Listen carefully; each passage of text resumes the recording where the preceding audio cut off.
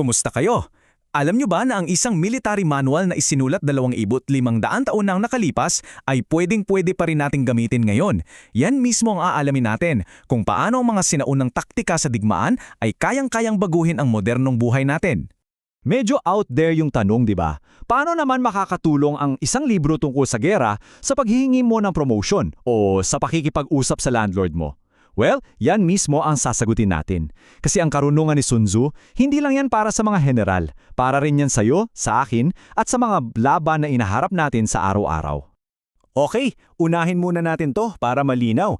Hindi ito isang aklat na nagsasabing maghanap tayo ng away. Actually, kabaliktaran.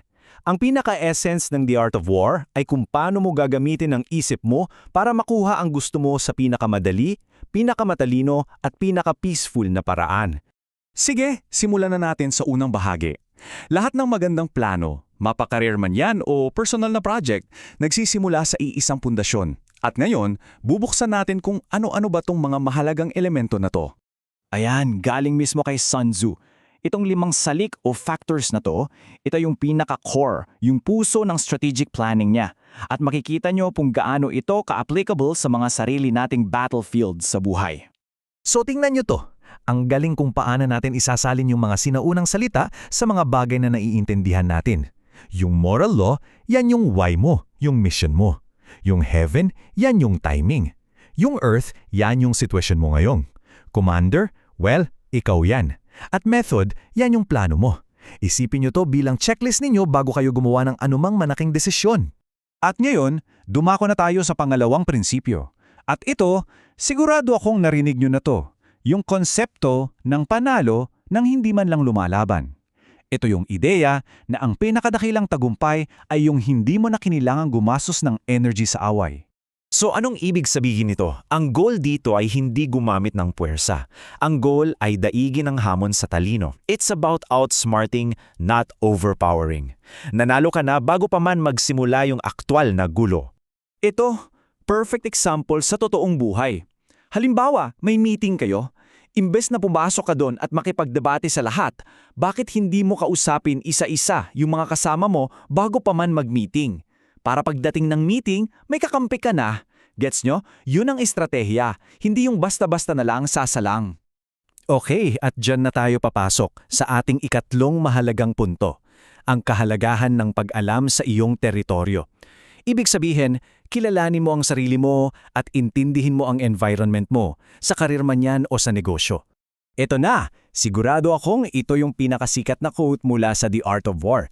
Pero alam nyo, hindi lang to isang magandang kasabihan. Isa itong practical na tool, isang framework na gagamitin natin ngayon din. Ayan, isipin nyo to bilang isang personal SWOT analysis pero version ni Sun Tzu. Bago ka pumasok sa isang job interview, sa isang negosasyon, o bago ka mag-launch ng isang project, subukan mong punan to. Tinutulungan ka nitong maging super handa at makita yung buong picture, hindi lang yung nasa harap mo.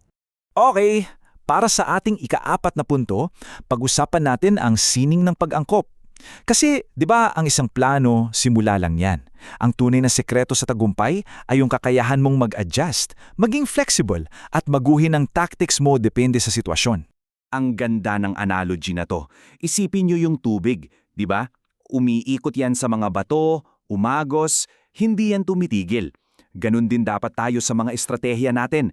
Kung masyado kang matigas sa isang plano at hindi na yun gumagana, mababali ka lang.